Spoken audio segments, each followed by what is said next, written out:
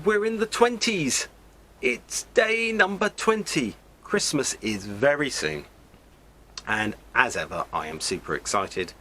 But that's enough about me. I've got to give you day 20's joke. So let's have it, shall we? Day 20's joke is this. Why is everyone thirsty at the North Pole? Why is everyone thirsty at the North Pole? No well. No well, no well, no well. Yeah, okay. Anyway. Okay, let's watch today's video, shall we? Where in the world are we going today? I don't know. Today adventure is taking us all the way to Cuba. Buena bonito, compay. Al niño Jesús. Hello, I'm Sue. And I'm Jackie, and we're representing the Rectory Park Home Group for All Saints Sanderstead.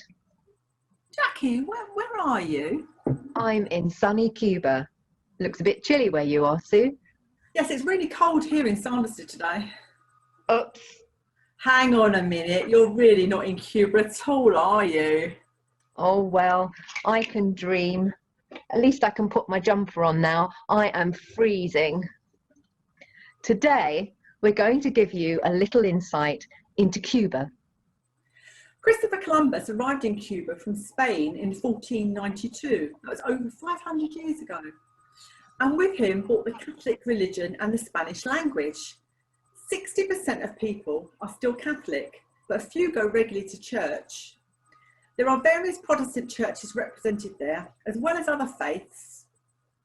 And old practices such as Santeria, which mixes Catholicism with folk beliefs brought over in centuries past by African slaves. The beautiful island of Cuba lies just off the coast of the American state of Florida. Cuba is the largest of the island countries in the Caribbean Sea, and it has a population of just over 11 million. A direct flight across the Atlantic from London will get you there in around 9 to 10 hours.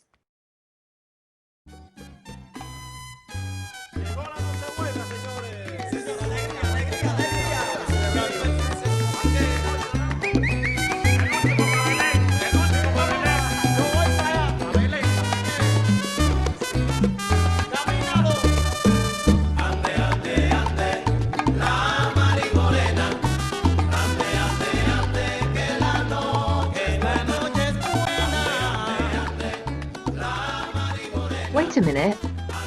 Revolution, sugar plantations. Well, what's that got to do with Christmas, Sue? Well, quite a lot actually, Jackie. After the revolution, the new leader said that Cuba was now an atheist country. That's a country that doesn't believe in God. A few years later, the government decided that the Christmas holiday interfered with the sugar harvest. They needed everyone out working to bring in the sugar. So they banned Christmas and removed it from the calendar. For nearly 30 years, Christmas was a normal working day and children went to school. Can you imagine having to go to school on Christmas Day? People stopped going to the midnight mass. There were no Christmas decorations and no public celebrations of Jesus. So a whole generation grew up without knowing Christmas, without Jesus. Now, some people did continue following Jesus secretly, quietly in their own homes, and some families still got together on Christmas Eve, as they'd always done. Nearly 30 years later, President Castro invited Pope John Paul II, leader of the Roman Catholic Church, to visit Cuba. In honor of this historic event, the president granted the people a Christmas holiday, just for that year. Later, under pressure from the Pope, President Castro finally agreed to make Christmas a permanent public holiday.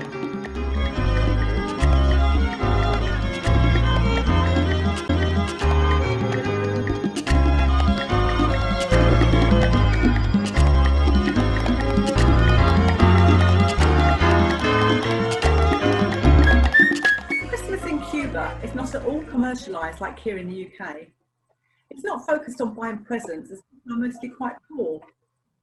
If you earn as little as £10 a month, How could you afford to buy an imported doll that costs £30? Few people can afford to give presents, and if they do, they will be small. So it's all about spending time with friends and family and enjoying the feast and the party together. That happens on Christmas Eve, which is called Noche Buena, good night, and not on Christmas Day. After the meal, people might go to church for midnight mass, and some people will go to church on Christmas morning. But for most people, Christmas Day itself is more of a normal day, as most shops and businesses are open as usual. Let's have a look at a typical meal for Christmas Eve. Of course,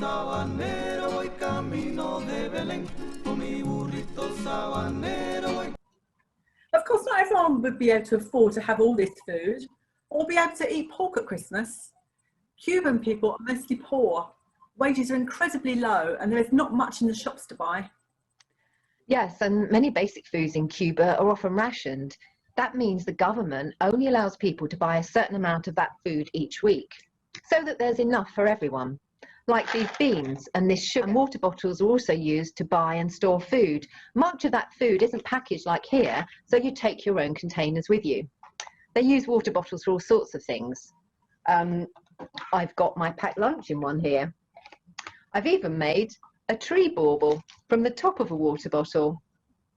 Ah, and I made these from milk bottle tops, holly decoration, and I've got a bauble made from the bottom of a water bottle. That's lovely. Could you find something to make with a water bottle? In Cuba, very little goes to waste. Out of necessity, they repair and mend and repurpose everything. If it's beyond repair, it'll be turned into something else or the parts removed and used elsewhere. An old food tin becomes a cake tin, and a glass bottle will be cut down to become a drinking glass. Although the Cuban people are money poor, compared to many other poor countries in the world, there are many things that are good. They can openly worship Jesus now.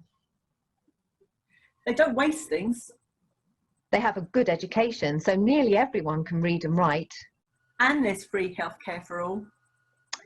Although housing is in short supply due to much being destroyed by hurricanes, there are no homeless people sleeping on the streets. Friends and families look after each other. Looking after each other? That's what Jesus asks of us. Love our neighbours. And as the Cubans will say, Feliz Navidad. And that means Happy Christmas. Suena bonito, compay. Al niño Jesús. Welcome back. These videos are excellent, aren't they? I'm enjoying them all. So, before we head off for the daily Advent reflection for today, let's have today's question of the day. The question of the day. And today's question is this. The angel said this: "Glory to God in the highest heaven, and on earth peace to those on whom his favour rests." How might we be more peaceful this year? And I have a suggestion. Maybe start with social media. Just a thought for you to ponder away. And now we're going to head off for today's daily Advent reflection for today, or DART. And I'll see you all tomorrow. Take care.